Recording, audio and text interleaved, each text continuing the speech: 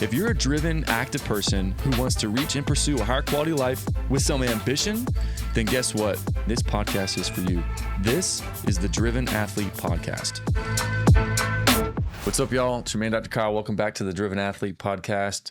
We got our guy, Ryan Conforti, back again. Jiu-Jitsu expert and gym owner of Rogue Wave in West Palm Beach. Yep. I know you're a busy dude, so thanks for coming in again. Thanks for having me. Sharing some insights. I love it. Also, just history. I don't know, just a background. Like we met. I don't know if people know, but we met at Ultima. Fitness, where it was in West Palm. Yeah, but like 5 years ago. It's crazy. Yeah, 6 years ago. It was the summer of 2020, right after like the COVID main in Florida scare, and then people started getting back to like normalcy again, like pretty quickly. But that's when I moved into Ultimate. I was there for like a year and a half. Yeah. Until it closed, and that's when I moved into this new facility. Yeah, they sold that building, and we all had to leave. I tell people that story all the time. I'm like, yeah, so like I was in the gym for like, you know, having a little space in the back of the gym, access to the gym floor, treating patients. And then one day the manager, his name's Ryan, cool guy. We were cool. He just knocked on the door and said, hey, so the gym's going out of business. And they sold the building. I was like, what? we have to close because they're giving our floor away to in like 4 weeks. And I'm like, what? Some bank or finance company in New York. Yeah. It's crazy. Wow. But so tell people where Rogue Wave is at and what Rogue Wave is about. Yeah, so we're on Belvedere and Dixie in this little plaza industry alley. It's a bunch of small businesses, and it's awesome. Rogue Wave is somewhat of like an unorthodox jiu-jitsu styles. I wouldn't even say it's unorthodox anymore, although we do quite a bit of unorthodox, but it's a very modern approach to jiu-jitsu based off of like what's modern in competition and how the sport has evolved over the last 30 something years. What's that mean? Modern? Yeah. Well, jiu-jitsu has changed significantly as it's become more popular and more people have competed and more competitions have taken place. So a lot of like the strategies of how to win a jiu-jitsu match have also changed. Rule sets have changed, things like that. And it's just gotten better. And so you think it's gotten better? Are there people that would be like, it's ruining the sport, like it's going the wrong direction? No. Because that's good. Like at least the way that we approach it is kind of like from the sport aspect, but also like what is just good, proper jiu-jitsu. Like if there were no rules, like what should you prioritize and stuff like that.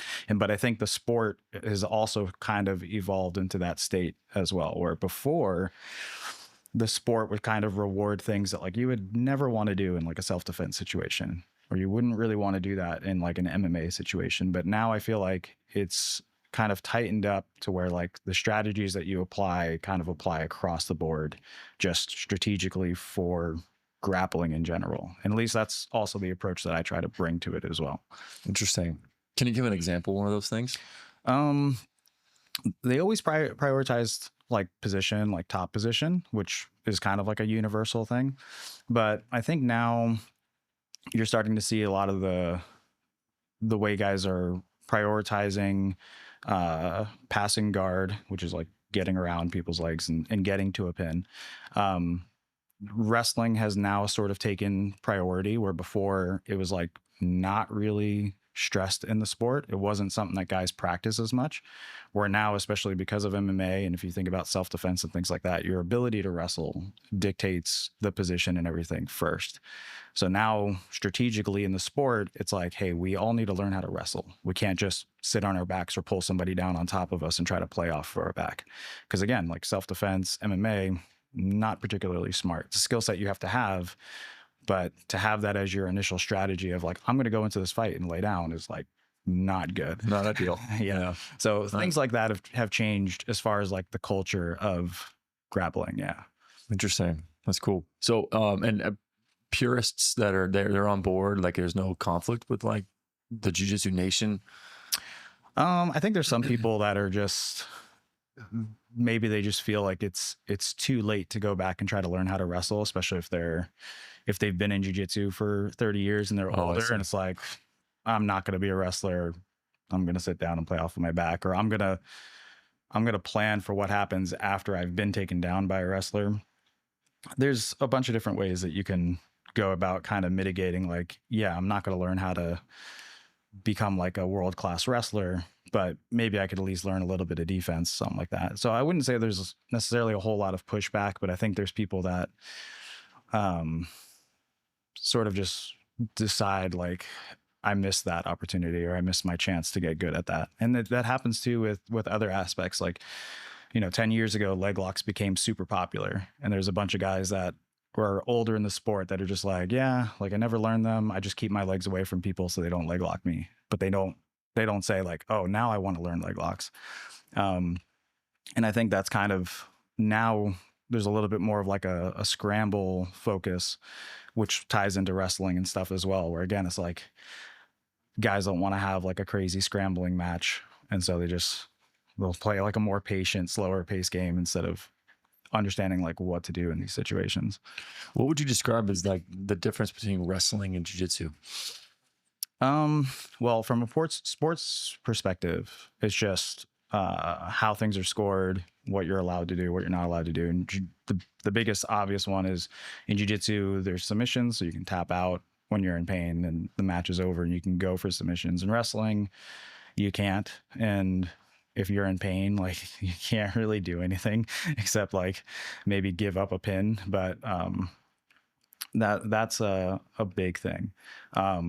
Some of it too, like defensively in wrestling, if you lay on your stomach, like it's a good way to avoid a pin, because a pin is if your shoulders are on the ground on your back. But in jiu-jitsu, you wouldn't want to go belly down because the guy can choke you from the back. So there's little things like that. So wrestling, the goal is to pin somebody on their back with their shoulders. Yeah. For how long? 3 seconds. A 3-second pin. Yeah. But where jiu-jitsu is like you're trying to submit somebody to tap out. Yeah. Choking, arm lock, leg lock, like bending their joints in the wrong way. Correct. Yeah. But that's not the thing for wrestling though. No. Yeah, it's just pin. Yeah. Interesting. So, but for someone to be like a world-class jiu-jitsu competitor, where like I want to compete, right? Black belt, high-level competition, a background in wrestling would be very advantageous for them. Absolutely. And then learning all the grappling and submission opportunities with the jiu-jitsu art. Yeah, especially just because. So would you tell somebody like start at wrestling first, do wrestling for a year, and then come to jiu-jitsu? Or like, no, do both, or jiu-jitsu first and then go to wrestling? I would say like that is a good strategy. Like learn wrestling first. It depends on age, I suppose. So like if we start at like the youngest possible, it would be like learn, baby gymnastics, learn tumbling, learn how to move, learn your right from your left, learn how to, somersault, and then advance from there. And then you could get into wrestling or jiu-jitsu. A lot of people put their kids in jiu-jitsu at an early age, which is fine, especially for like the basic concepts and stuff. What would be an early age? Oh, like I start my kids at 8. 8. Okay. 8 years old. Before that, it's like I said, it's like do gymnastics, do tumbling, get the body awareness, get the fitness that's associated with that. And then 8 years old, they can start to like cognitively understand some of the strategy, the game and strategy of jiu-jitsu. But that's also around the same age that if it's available to you, parents will put their kids in some kind of youth wrestling program. And then obviously if you're again in a community that has like a strong high school wrestling or college wrestling, like all of those are great to supplement for jiu-jitsu. Yeah. Interesting. My plan is to get my kids in some of that at some point. Yeah. With some things. They're 5 and 3, 5.5 and 3.5. Yeah. So probably a little early for that. Yeah. But what about like striking? Like the hand-eye coordination or just the strategies with striking? Yeah, no, striking is good. You can definitely start that younger just because you could always hit pads or hit a bag. It seems more simple. You're not completely dependent on going against a partner. So you could always start that younger, but that's another thing that like I don't think the majority of kids aren't going to really get it until they're older, because then it does become like a one-on-one thing, and now you're hitting an actual person, and there's a whole thing with that. But as far as like getting them just to learn how to punch, like, yeah, you can learn that very early on, and it would be very intelligent just from a self-defense perspective of like, this is how you want to stand, this is how you want to hold your hands, this is how you throw a punch, this is how you move. Yeah, that you can start pretty young. Yeah. Interesting. Let's say somebody, tell about more about your background. When did you start doing the mixed martial arts, jiu-jitsu, striking? So I started 2005. Out of high school, in college, started doing martial arts, and I haven't stopped yet.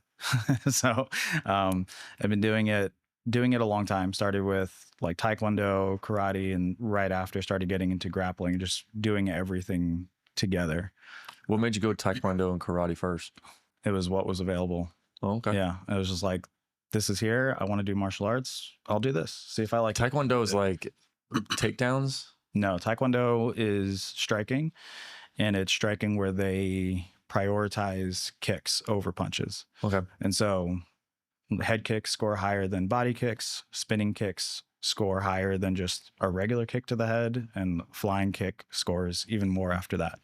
So from a sports perspective, it's just heavy kick focus. What about karate? Karate's kind of a mix of both punches and kicks. There is like sport karate. I think they probably prioritize kicks, probably score higher than punches too. But yeah. Cool. So you did karate and Taekwondo first. Yeah, but like pretty much at the same time started jiu-jitsu. I mean, there's like maybe a difference of like 2 months. Oh, okay. Yeah. Did jiu-jitsu, and then you did that and you're like, oh, this is way better? Or were you like, this is... No, my first jiu-jitsu experience was like pretty traditional, but it was at an MMA gym. And I was kind of limited in my like what classes I could take. I would take like an early morning class before going to college, which was like, I was driving like an hour and a half just to go to college. So I was taking this really early morning class, drive an hour and a half, go to school, and then after school I would do like Taekwondo, karate, and that kind of stuff. And I was just kind of lost. Like the instruction wasn't great, and you're like brand new, and you just kind of get like lost in a sea of other new people. But like I learned, a couple of the basics. I think I even competed under that school for my first competition. What belt were you at that point? White. Yeah. This is beginner. White belt competition. Yeah. It was nothing. And then I ended up, moving towns. So I moved from Wellington to Boynton, and then I was doing Japanese jiu-jitsu and judo in Lake Worth. So still more grappling. They did a lot of stuff on the ground as well. But then with the judo, there's a lot of throws. And then they would do like some self-defense stuff too. Is judo what I was thinking about with like the takedowns, like throws? Yeah. Like slamming? Yep. Okay. Yeah. That's judo. Yeah. With gi and no gi, is that? It's all gi. Yeah. Yeah. That was all gi. Okay. But then another MMA gym opened up in Boynton. I eventually joined that. So then I got back into more like specific Brazilian jiu-jitsu. But because I had a lot of experience, especially striking, and now many years of grappling, at least like traditional grappling, I was training a lot with the MMA fighters. So we didn't wear gis as much, and I was doing a lot more of like jiu-jitsu for MMA. So again, like we weren't wearing gis.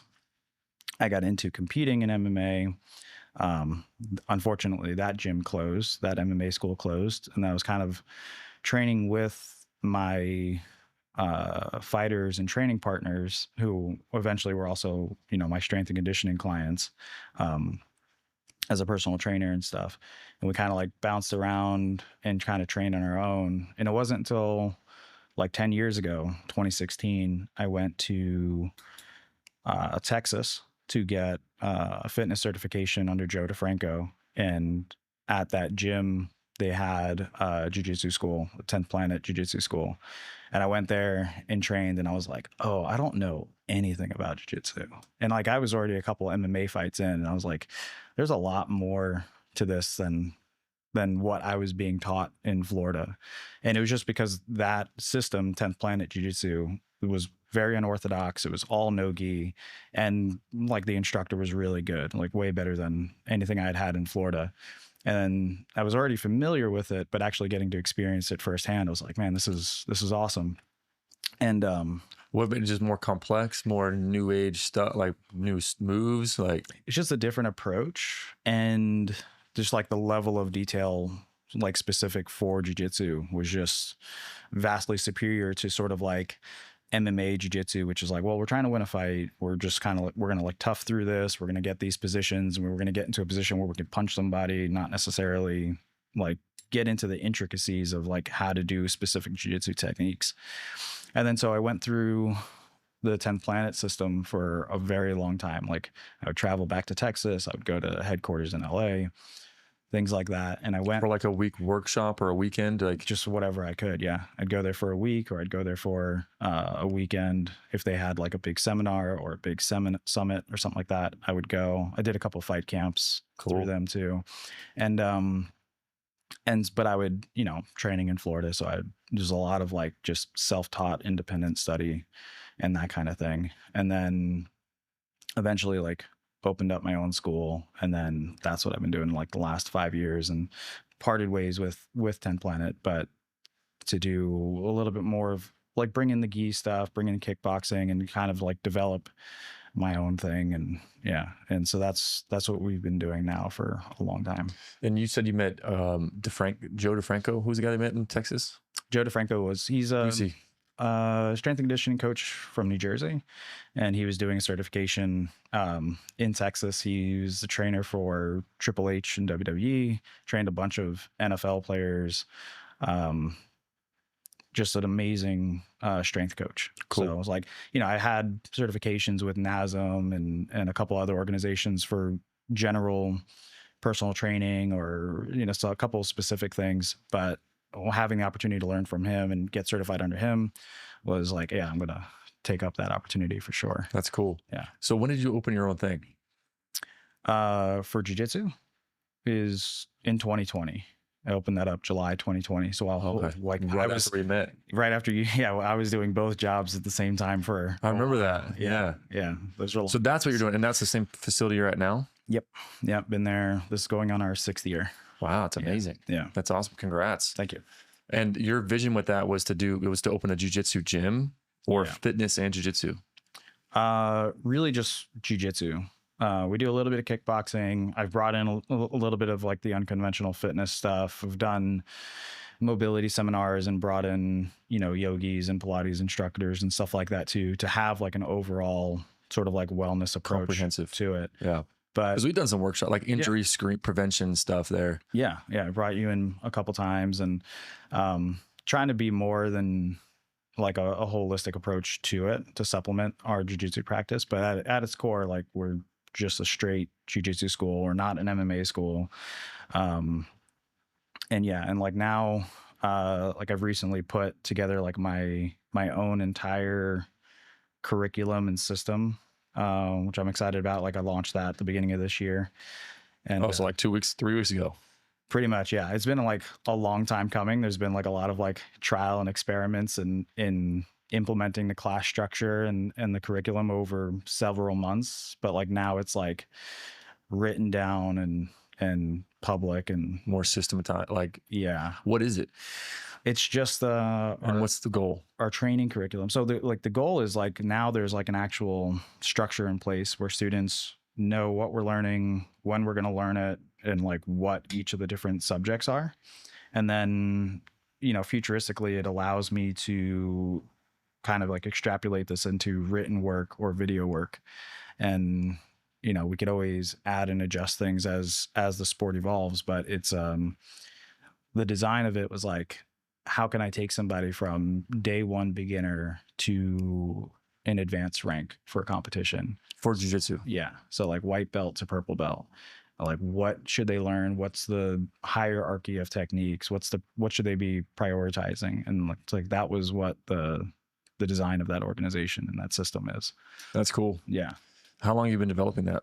Oh, I mean, realistically, it's been like a work in progress since I've opened, but I would say the first like pen to paper rough draft was probably like a year ago. Oh, wow. And then it was like, well, let's do this in class and develop it and learn from that over, the last 12, especially like the last 6 months, and then putting it all down. Implement it out. Yeah. So it's a streamlined approach, and it's like, hey, if you want to be your entry level and be a purple belt, this is what you need to do. Yeah. How long does that take? What's the expectation? Like, hey, buddy, give me 3 years, give me 10 years, give me 11, like 5 years. Yeah, I would say it's a 5-year journey. Yeah, depending on are you training every day? You're training once a week. Like it varies, but yeah, I would say that's a 5-year thing. I would imagine a lot of adults, well, and students, like youth athletes. I mean, let's say 3 days a week, would they come in twice a week? Yeah, that's probably about right. So 2 or 3 days a week for a 2-hour time period, that would take like step 1 to all the way to step A to Z. Yeah. Purple belt at the end of like, you're a purple belt approaching brown belt. That's the next belt. Yep. That's where you're at the end of this. That would take like at that length, that time frame of frequency of training. Yeah. That'd be a 5-year journey. Yeah.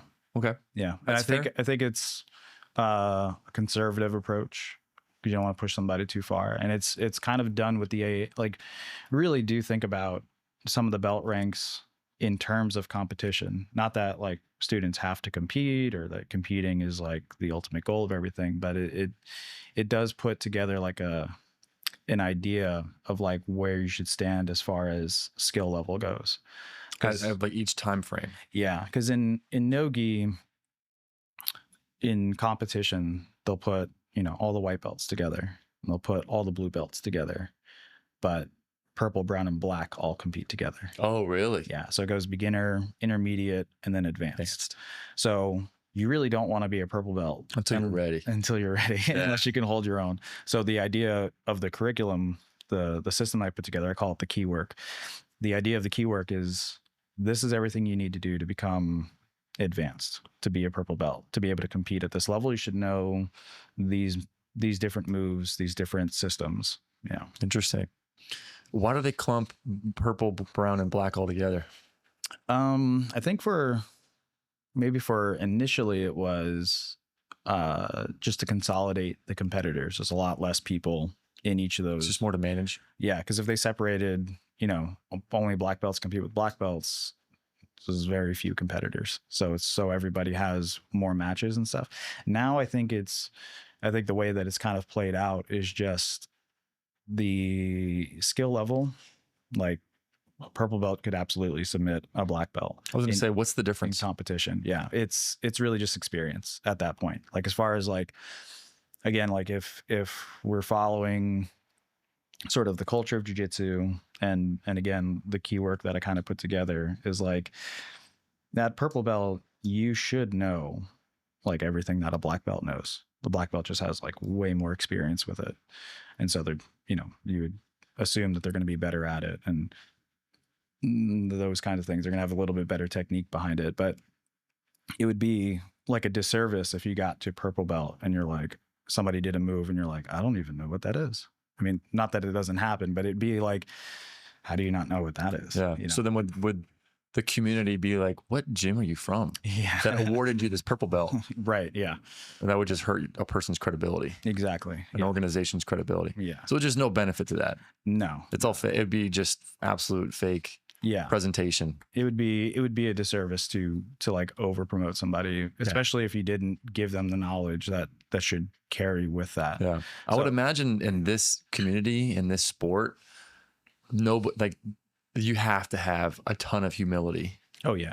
Like nobody's going to be over projecting. No, because once you get there, you're going to get your ass kicked. You know what I mean? Like it's going to be bad. Yeah. And it's like that. I think no one's going to parade around and be like, yeah, I'm a brown belt. I probably could be, not officially, but I could be. It's like, all right, let's get in here. Yeah. It's easy to test. Yeah, exactly. Oh no, I'm sick today. I can't. Yeah. And it does happen too in striking. Like you could be, a black belt in some kind of striking martial art, but like you get punched in the face, it's it's probably going to hurt. You might get knocked out, like people get humbled in striking all the time too. It's like anytime you can actually have like, okay, let's compete.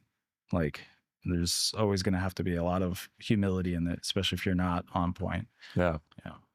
What's like the ultimate level for jiu-jitsu? The ultimate level in competition? Yeah, highest level. The highest level of competition in jiu-jitsu is ADCC, which is the Abu Dhabi Combat Club like championship. They do world championship every 2 years. They do before that competition, they do trials in like all over the world. So they do like 2 in North America.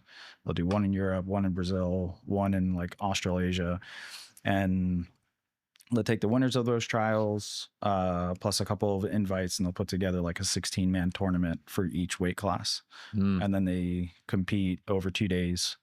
So the last one was in 2024, and the next one is going to be 2026, August of this year. Okay. And they've already done I believe the first North American trials, and they've done the Australasia trials, I believe. Wow. So how many competitors from North America would make the competition? It'd be, well, for each weight class, you would have 2.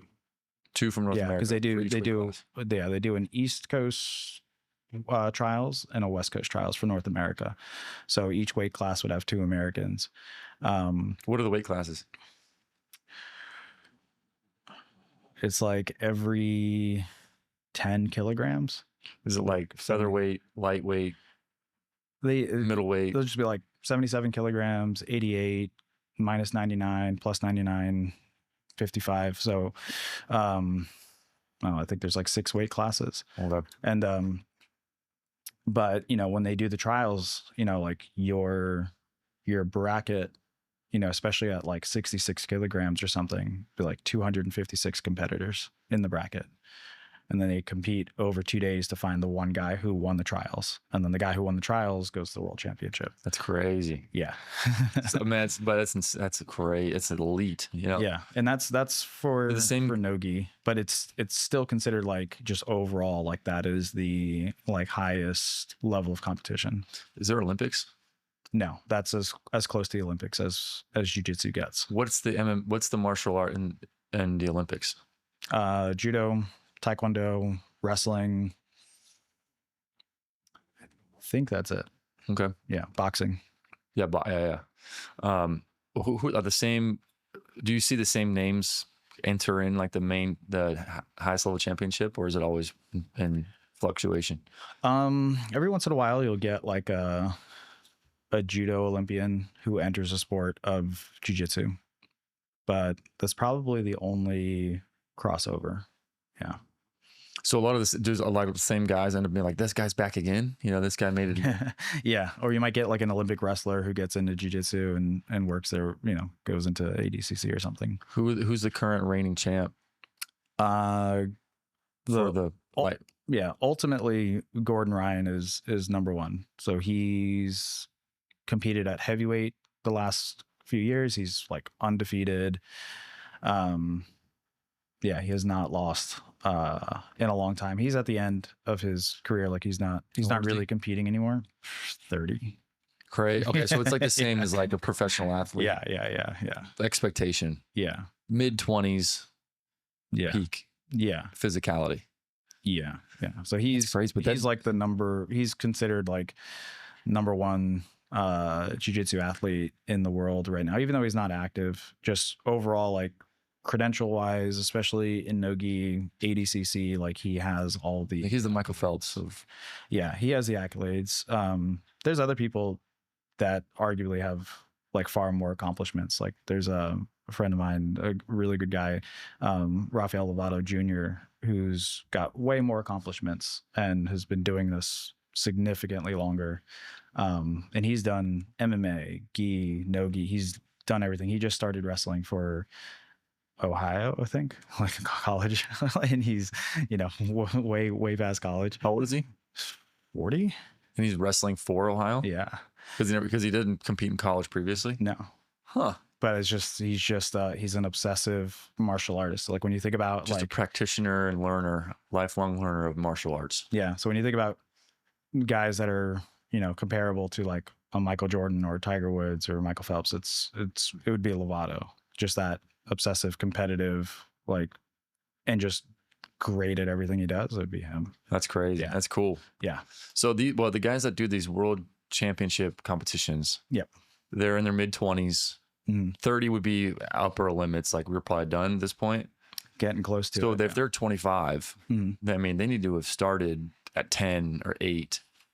Yeah. Consistently, nonstop, and gotten it and like done well with it. Yeah. I mean, it's super beneficial to have started that young, just to be around it and familiar with it and stuff like that. But like, you're not gonna apply yourself until you're probably 15, 16, 17, Makes sense. 18. Yeah. And then but if you have that kind of like foundation from when you're young, by the time you're 18, you can ramp it up and you have just a lot of fuel behind that rocket. A lot of good background and familiarity and all that stuff. I mean, there's some prodigies that are winning world championships at like 16 years old. Really? Just messing everybody up, competing against adults and just destroying them. Wow. Like that does happen. And then there's people on the other side of it. Like there's guys like Lovato and others who are even older that like still hold their own in their 40s that are, competing at ADCC and winning trials and still doing it. Yeah. That's cool. Is that a goal of yours? No, I'm too old. I mean, it would be nice, but it's one of those things where like, man, I wish some things had started a lot earlier. I wish I had a different support system when I was into it. Different guidance and support and just exposure, access. Yeah. A lot of what I've done has been self-taught, for better or worse. Well, because pretty amazing where you're at for just being a lot of self-taught. That's really cool. What would be a recipe for someone to be like, I want to be an elite jiu-jitsu competitor? What do they need to do? They need to work out. Yeah. There's an underlying base of fitness, endurance, strength, stability, core. Like, what do they need? Do they need to run 5 miles a day? Do they need to like do high interval sprint training and stuff like that? Like, what do they need? Well, if we're talking specifically fitness, the things that translate the best to jiu-jitsu are swimming and probably rock climbing, especially if you're in the gi. Rock climbing is really good, but rock climbing is really good for endurance and strength, like combined. And then swimming is probably the best for like overall endurance and cardio to translate over to jiu-jitsu, more so than running or anything else really. What swimming, just freestyle stroke is what you're saying, just like regular swimming. Yeah. Like, but high velocity, like sprint swimming. Yeah, you can work in sprints and or stuff just too. Long duration, just swim at a casual pace for 45 minutes. Yeah, I think if you're doing laps, like get laps of swimming in, because it's the most, it's this full body kind of pressure, having to hold your breath. That's very similar to jiu-jitsu. The other great thing is, like, I mean, swimming, there's some resistance, but it's not high impact for your body. And so it's not like your training is adding more impact, because you're getting a lot of impact with the actual skill with the jiu-jitsu. Yeah. There's a lot of like stretching and compressing in jiu-jitsu and swimming. So it's just like this whole full body experience that's very comparable. I would imagine like flexibility would be really important to be successful. Yeah. Durability over everything. So having, being flexible and having dexterity is huge too, because you have to like constantly be able to like move limbs into positions without limitations. So if you have like breaking, so you have the dexterity to like, bring your leg up to your nose or something. It's very good. But yeah, being flexible when somebody's, putting you in a compromised position and you're good. Like that's always very beneficial. And then what, like, weight training would be important? Yeah, I think, you can get into the endurance stuff, but jiu-jitsu athletes are not track athletes. So when it comes to weights, strength is probably more important than anything. Like, to be physically strong and have a good grip and be able to like comfortably move weight around. And then also just if you're strong, you're durable. So for injury prevention, like strength training is ideal. So be like, let's move weight around. So I'd imagine like a lot of like functional, like core stability type of exercises. Grip strength is what you're saying. Yeah. Interesting. Yeah. That's cool. Yeah. I mean, to a certain degree, it's like you want to almost have like for pure strength, it's like you almost want to be on like a power lifting program. And then you want to obviously give special attention to a lot of core and rotation exercises. I would imagine like landmine exercises would be really beneficial. Yeah. A lot of maybe like the 3D strap, rotational, med ball slams. Yeah. Stuff like that. Cool. I know jump rope is really important for other aspects, like for boxing, right? But that doesn't really translate. Not as much. You know, I think if you're in a sport like boxing or kickboxing, you're on your feet, like then jump rope is great because you want that. You need strong ankles. You need the plyometrics of it. You need that kind of endurance, the endurance of your calves, all that stuff needs to come into play. Bouncing on your toes a lot. Yeah. So you need to, like, you know, when we do kickboxing, it's like we're jumping rope for a minimum of 3 minutes, sometimes 10 minutes. And it's for that. But we wouldn't do that for jiu-jitsu because we're not on our feet. We're not bouncing around. We're not jumping. We're not doing any of that kind of thing. But for striking arts, if you're doing, especially a lot of kicks, if you're doing boxing and you're constantly cutting angles and stuff like that, having that spring in your step and being able to just like constantly jump rope, like that's translates obviously very a lot more helpful. Yeah. Let's say someone was reaching out and they're like, oh, I want to get into this now. And they're like a 30-year-old dude that works and, you know, has some physical shape, but they want to get better. They have, they work a full-time job, of course, they have a career. And they're like, I want to sign up for this 5-year journey, comprehensive new Ryan Conforti, you know, jiu-jitsu thing. Yeah. What would they need to, what's the recipe? They're like, all right, hey, let's say you really want to do this. Yeah. As in like, we want to dive in. We're not going to do too much too fast, but it's going to be a recipe of skill work, some fitness, a day of swimming, mobility every day. Yeah. Yeah. What would that recipe look like? Yeah. I mean, I think you would have to be training, you know, doing your jiu-jitsu 2-3 times a week for sure. And then on, you know, 2 of those days, you should be in the gym lifting. And then a third off day would be for swimming and some kind of cardio in that aspect. And then throughout that week, you'd have to be, you know, applying your flexibility, getting yoga or Pilates. Pilates translates really well to jiu-jitsu, probably more so than yoga, just because of the muscle groups targeted and kind of like some of the isolation stuff. Pilates, like there's some resistance training involved with Pilates. Yeah, and it's all based around core stability and strength, and it gets into glutes and hamstrings quite a bit, which are always underrated in most athletes. So Pilates is really good for jiu-jitsu. I would imagine like it seems attractive because at least from my own perspective, something like that, because it's like, all right, I have a plan. Yep. If I stick to it long enough, this is the goal. I can see what that looks like. I'm not going to be there tomorrow, but that's just a plan. If I stick to it, then I know I'm on the right trajectory. Yeah. And it's going to take 2 or 3 days a week of skill work of like learning jiu-jitsu. Yeah. All right. Let's say 3 days, an hour and a half each. Yeah. Just about. Yeah. Okay. And then stretch, you know, mobility stuff at warming up ahead of time. Well, maybe so it's a 2-hour event. Yeah. Per training session to skill work. Correct. 2 days a week of strength training. Yeah. With an hour each. Yeah. Right. I mean, so it's 5 days a week, and then a 6th day with swimming. Right. And cardio type of base exercise. Yeah. Swimming. Let's do swimming. So and then the 7th day rest.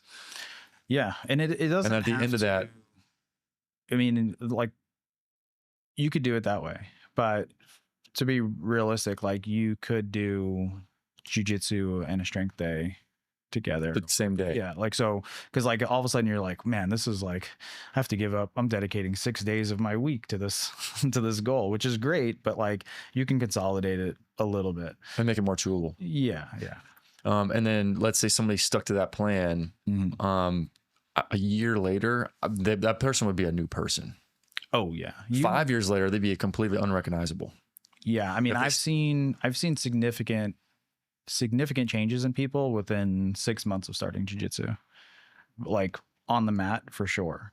But then there's so many success stories in my school of guys who like started and then now they've lost weight, or they've made fitness part of their lifestyle. They've changed their nutrition, they've changed their sleeping habits. Like there's it changes everything for the better once you start a habit like jujitsu or some kind of wellness habit like That's that. awesome. I mean, that's super attractive. Like from my own perspective, you know, and people I've talked with, from like a young man that's like in his 30s, right, a late 20s. Yeah. That's not the version of themselves they want to be, or a young woman, you know, like in that same age group. They're like, I'm not who I want to be. I want to be more. I want to be fit. I want to be strong, confident, whatever, dialed in, disciplined. It's attractive because it's like I want to really elevate my fitness game, my life, my discipline, and tackle a lot of these areas of nutrition as well, and sleep. Just because it requires a lot of dedication. Where it's like I want to be a new person in a year, 6 months. You know, like a recognizable difference and change. Yeah, new person in a year. That's not that long. No, and it's unique in the community that kind of forms, especially in a good school, because you have everybody from every race, religion, job, occupation, like everybody's training together. And you end up with this really cool community and like a really cool support group. And so you end up having people to train with. You have people that are also doing yoga classes and fitness, and they're supporting and commenting on the fact that like, hey, you've gotten stronger, you've lost weight, you've done this. And so like, even from like a mental health aspect of it, especially for men to have like this third place outside of work and home. Yeah.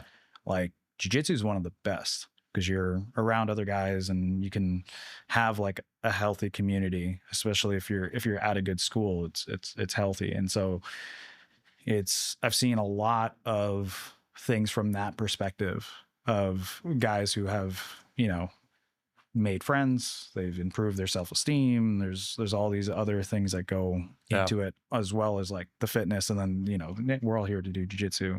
I think, well, two things to say is like, no matter what your background is, it's like, we're all going to be on the mat. Yeah. You know, we all come together in this one humility forming and challenging thing. It doesn't matter where you're from. Yeah. Like, there's, you know, lawyers and cops and fry cooks and college students, and everybody's training together. It's like everybody's always equal all the time. Yeah, it's really cool.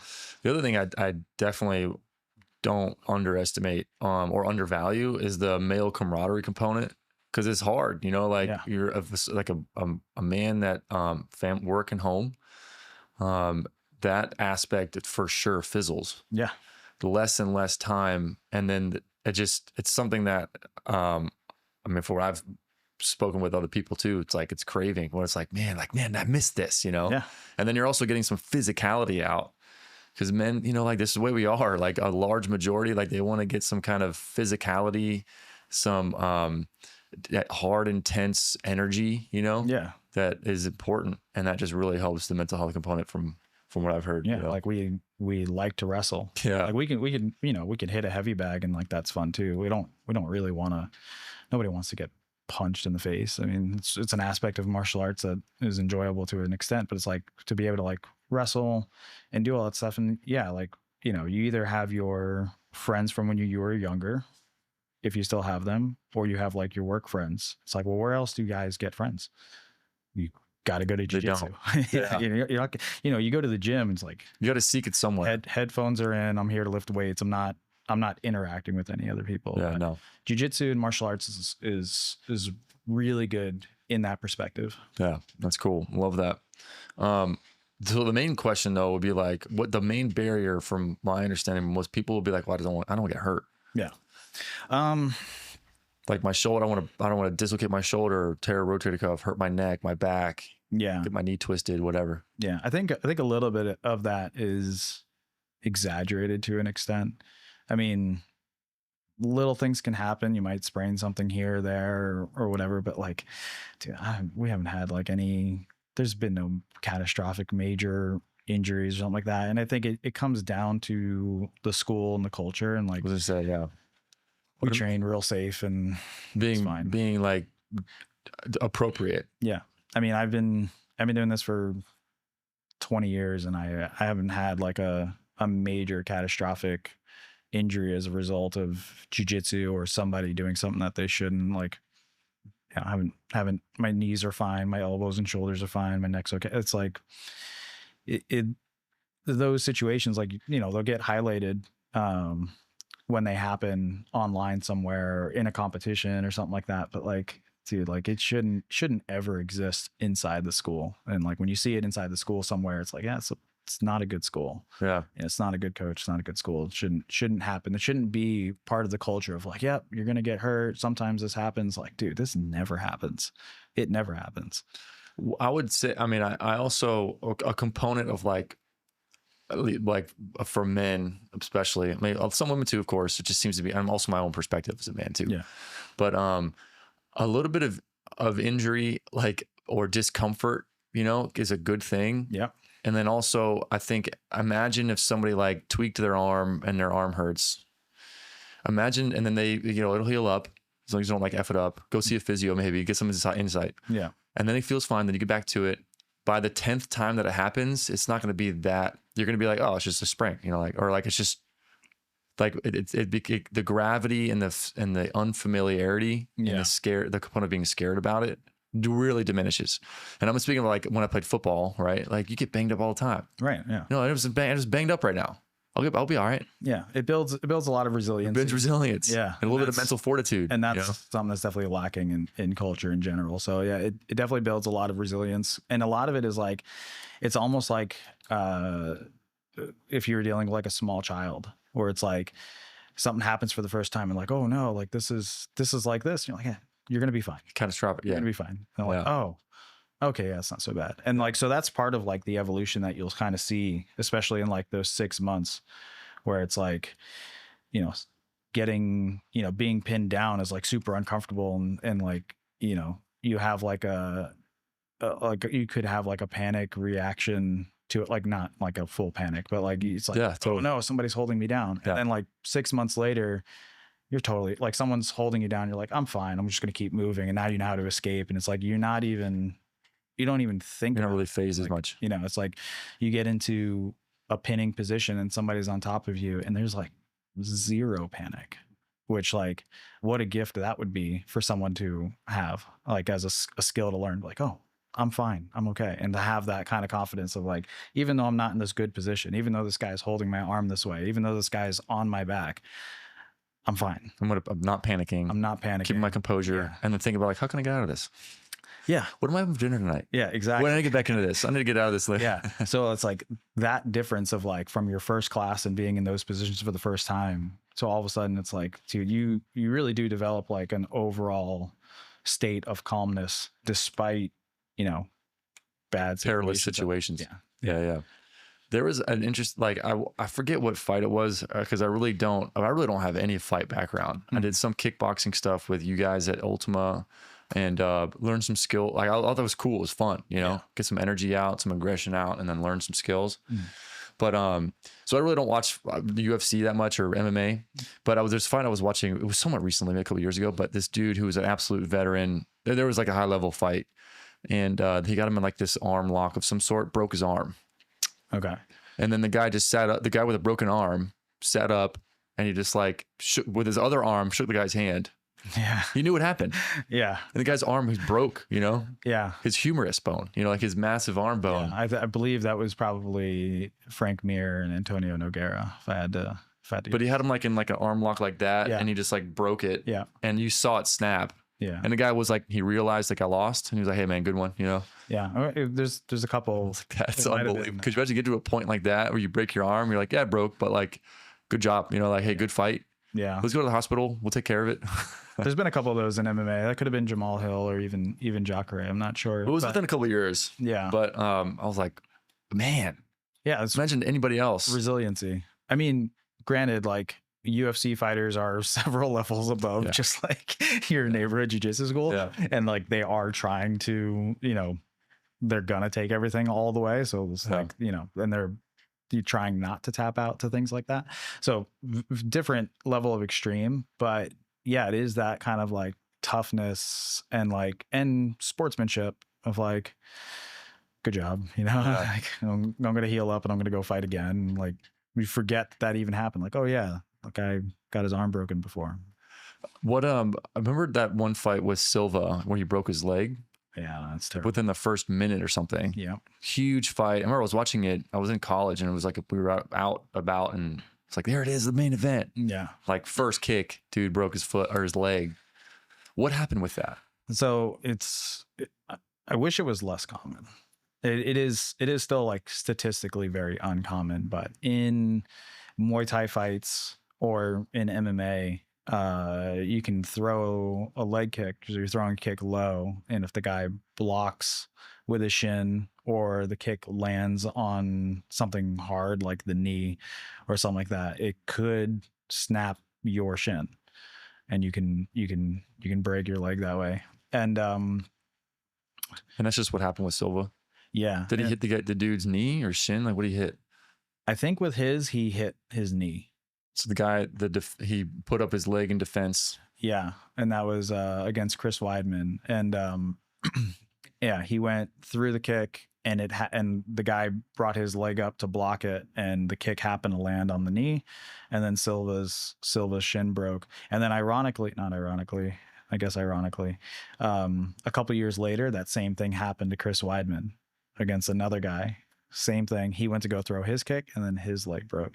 And it's it's such a terrible injury for a number of reasons, just because like it breaks, you go to step back, there's no support, like things just get worse and worse. But the recovery for that is you almost like don't really come back from it. You're going to be out at least a year, and then it's tough. The same thing happened to Conor McGregor. Broke his shin also. When? This would have been I want to say like 4 years ago. Yeah. Broke his shin. I mean, Joe Theismann, famous one with in the NFL, broke his shin like that. Yep. Sid Vicious in WWE broke his shin like that. And then Paul George with when he was with the Pacers, he landed awkwardly, did that. A Louisville basketball player landed on one leg, snapped his shin on a land. Yep. There was who was that recent quarterback in the NFL that broke his shin? But anyway, it's like there's like a risk of need to amputate. Yeah. With a bad enough break like that, because if blood supply can get cut off, and then things can get necrotic and die like pretty quick. But then it's just tough because like the bounce back is a long time, and not like the likelihood of getting back to like the strength and power and explosiveness that you would, it's just hard, Yeah. It's a super unfortunate injury that happens in contact sports or field sports like that.